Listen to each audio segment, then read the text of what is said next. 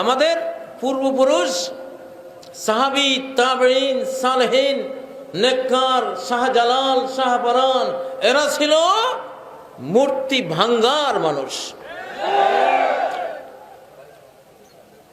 আর আমরা যারা এখন বেঁচে আছি, আমরা মূর্তি বানিয়ে দিচ্ছি। আমাদের মুসলিম উম্মার পিতা ইব্রাহিম মূর্তি বানিয়েছিলেন না ভেঙেছিলেন? ইব্রাহিম আর আজর, ইব্রাহিম আলাইহিস সালাম আর পিতা আজরের মধ্যে আজর ছিল মূর্তি বানানেওয়ালা, ইব্রাহিম ছিল ভাঙনেওয়ালা। আর আমাদের মধ্যে হয়ে গেছে উল্টা, আমরা এখন ইব্রাহিমের সন্তানরা আজর হয়ে গেছি। এই জন্য ডক্টর ইকবাল আফসোস করে বলেছেন, থা ইব্রাহিম পেদর और पे सराजर है। এখন ইব্রাহিম আলাইহিস সালামের আদর্শ সন্তান আমরা, সেই সন্তানরা আমরা মূর্তি বানাচ্ছি। আমি জানি না মূর্তি যেগুলো সারা দেশে ছেয়ে যাচ্ছে, এটা কি আমাদের স্বাধীনতার উপরে কোনো গোপন চক্রান্ত কিনা কারো দিক থেকে? কোনোদিন কি কোনো রাষ্ট্র, কোনো দেশ এই দাবি করে বসবে কিনা যে মোড়ে মোড়ে, নগরে, বন্দরে, হাটে, বাজারে সর্বত্র মূর্তি? তাহলে বোঝা গেল দেশটা আমার। ঠিক নয় কি? কেউ যদি দাবি করে বসে, দলিল তো আছে, তাই না? হাতে ধরে খাল কেটে কুমির টেনে আনা ঠিক না? তবুও আমরা ভাস্কর্য মূর্তি ভাঙবো না, কারণ আমরা এখন পাওয়ারলেস। আল্লাহ আমাদেরকে এটা এখন ফরজ করেন নাই। মুহাম্মদ সাল্লাল্লাহু আলাইহি ওয়াসাল্লামের উপরেও আল্লাহ ফরজ করে দেন নাই যে লা ইলাহা ইল্লাল্লাহ দাওয়াত দেওয়ার সাথে সাথে মূর্তি ভেঙে ফেলো, এটা ফরজ করেন নাই। তিনিও ভাঙেন নাই। নবী হওয়ার 20 বছর পরে মক্কার ক্ষমতা হাতে নিয়ে, রাষ্ট্র শক্তি হাতে নিয়ে, তারপরে মূর্তি ভাঙ্গার লাঠি হাতে নিয়েছেন। ঠিক নয় কি? মূর্তি ভাঙ্গার সেই ইব্রাহিমী কুড়াল আর মুহাম্মদী লাঠি আমাদের ঘরে ঘরে রেডি থাকবে ইনশাআল্লাহ, কিন্তু এখন প্রয়োগ করব না। প্রয়োগ একদিন সময় আসবে, সেদিন হবে ইনশাআল্লাহ, যেদিন আলিম উলামা এবং বাংলাদেশের এখন যারা রাজনীতি করছেন আলহামদুলিল্লাহ, তারাও একদিন বুঝবেন, আমরা আশা করি। এই কোরআন পৃথিবীতে আছে, অতএব মানুষ বদলে যাবেই। ধর্মনিরপেক্ষতার জনক রাষ্ট্র তুরস্ক কিভাবে বদলে গেছে আজকে! আল্লাহু আকবার! সারা বিশ্বে তাওহীদের ঝান্ডা আজকে তুরস্কের মাধ্যমে উড্ডীন হচ্ছে নতুন করে। ঠিক নাকি? শাহজালালের বাংলাদেশ আবার শাহজালালের সে আদর্শে আসতে পারে নাকি? আসতে পারে ইনশাআল্লাহ। তোমরা যুবকরা অতি আগ্রহী হয়ে ভাস্কর্যে, মূর্তিতে কেউ আছর লাগাবা না, তাহলে তোমরা হেরে যাবা। আল্লাহ তাআলা সূরা হাদীদের মধ্যে একটা আয়াত নাজিল করেছেন, 28 নম্বর আয়াত। আল্লাহ আয়াতে বলেছেন, আমি যেমন কোরআন নাজিল করেছি, কোরআনকে, কোরআনের বিধানকে, কোরআনের মূর্তি ভাঙ্গার বিধানকে, হাজারো বিধানকে বাস্তবায়ন করার জন্য আমি লোহাও নাজিল করেছি। এখানে কিতাব কোরআন মানে হলো জ্ঞান শক্তি, আর লোহা মানে রাষ্ট্র শক্তি। লা বুদ্দা লিদ্দীন মিন কিতাবিন ইয়াহদি ওয়া সাইফিন ইয়ানসুর। এই ইসলাম দুনিয়াতে আনতে হলে একটা হেদায়েতকারী কিতাব দরকার, আর একটা সাহায্যকারী তলোয়ার দরকার।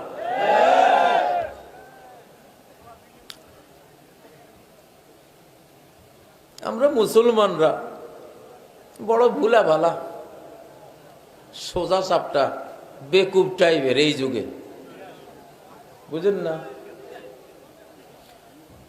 মুসলিম দেশে দেশে যারা মুসলিম রাষ্ট্রগুলো চালান তারাও তেমন গভীর জ্ঞান দিয়ে বিচার করতে চান না। আমরা তো একটু হাত নাড়িয়ে কথা বললেও জঙ্গি হয়ে যাই। আর ট্রাম্প জো বাইডেনের নির্বাচনে আপনারা নিশ্চয়ই দেখেছেন বিশ্ব মিডিয়াগুলিতে, ইলেকট্রনিক, প্রিন্টিং, সকল মিডিয়ায় 3 মিলিয়ন আগ্নেয়াস্ত্র আমেরিকার সাধারণ জনগণ কিনেছে। 3 মিলিয়ন, 30 লক্ষ তাদের আগ্নেয়াস্ত্রের দোকান খালি। তারা জঙ্গি হয় না? তারা 3 মিলিয়ন অস্ত্র নর্মাল, তাদের ট্যাক্সিওয়ালা, ঠেলা গাড়িওয়ালা, তাদের হুজুর মুজুর কুলি যা যার ওখানে তো স্বাধীন, ওরা ওরা মেশিন গান নিয়ে হাঁটবে, বৈধ ওদের দেশে। ওরা ভয়ঙ্কর আগ্নেয়াস্ত্র নিয়ে চলবে, কোনো বাধা নেই। আমেরিকায় কোনো বাধা নেই। আমেরিকা তারা জানে, আমেরিকা রাষ্ট্রীয়ভাবে জানে যে রাষ্ট্র তৈরি করে কাঁধে তলোয়ার ঝুলানো বেদুইনরা, রাষ্ট্র তৈরি করে ট্রেনিং প্রাপ্ত একটা জনগোষ্ঠীরা। এই জন্য তাদের জনগণের জন্য আগ্নেয়াস্ত্র ফ্রি, সবাই কিনে। কই আমেরিকার জনগণকে তো কেউ জঙ্গি বলে না।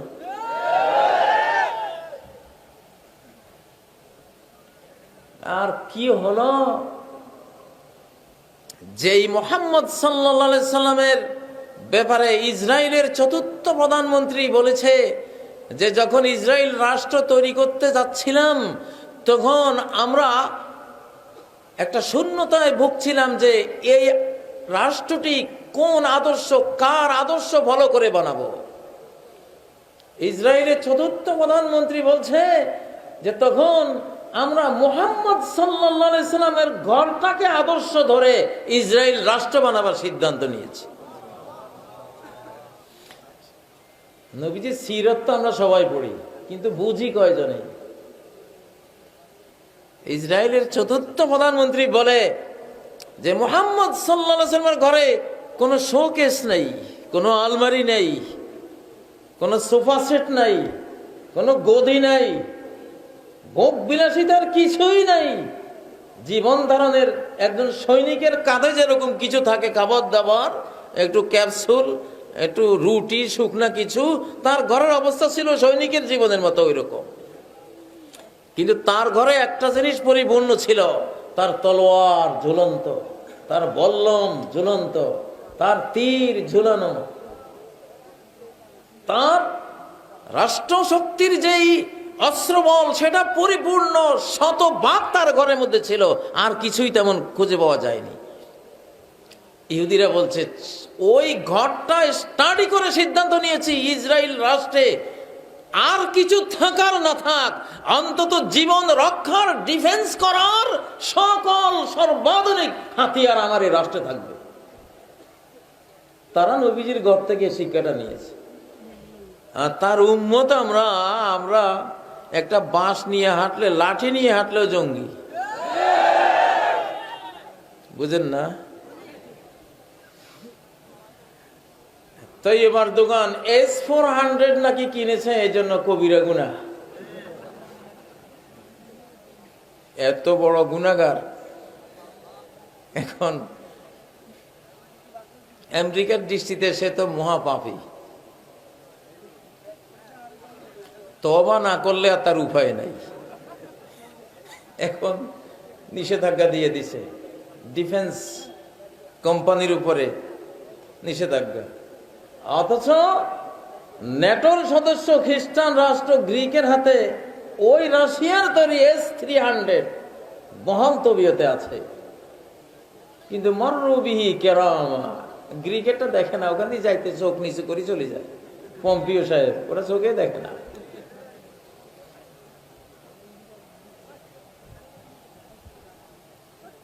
মুসলমান আমাদেরকে কার সাথে থাকতে হবে? কুনু মা'আল্লাহ আল্লাহর সাথে থাকতে হবে ইনশাআল্লাহ। আল্লাহর যে হুকুম কোরআনে দেবেন সেই হুকুমের সাথে থাকতে হবে, ঠিক না? আমরা আল্লাহ ভীরু জাতি, আল্লাহ ওয়ালা জাতি। এমন ঈমান হৃদয় জগতে জাগ্রত করে নেবেন, তৈরি করে নেবেন, এক দোয়ায় একটা বিশ্ব ধ্বংস হয়ে যেতে পারে। दुआए मर्द मोमिन से बदल जाती है तकदीरी। তোমার অস্ত্র বল, তোমার সৈন্য বল, ক্ষেপণাস্ত্র বল, তুমি হাজার বল অর্জন করে মুসলিমদেরকে খেয়ে ফেলতে চাও, মনে রেখো মুসলিমরা অসহায় হলেও এমন এমন মানুষ এই মুসলিম জাতির ভিতরে থাকে, একবার উহ করে যদি ডাক দেয় তোমার একটা রাষ্ট্রকে আল্লাহ তাআলা মানচিত্র থেকে মুছে ফেলতে পারেন। নূহ আলাইহিস সালাম একটা ডাক দিয়েছিলেন না, এক দোয়ায় মহাবিশ্বে মহাপ্লাবন, গোটা বিশ্বে মহাপ্লাবন হয়ে একটা জাতি শেষ হয়ে গিয়েছিল, ঠিক নয় কি?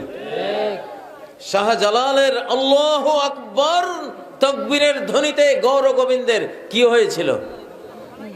তার প্রাসাদ ভেঙে পড়েছিল, ঠিক নয় কি? সেই ইমানদার আমরা হতে পারি না? হতে পারি না? হইতে হবে, সামনে সময় আসতেছে, হতে হবে ইনশাআল্লাহ।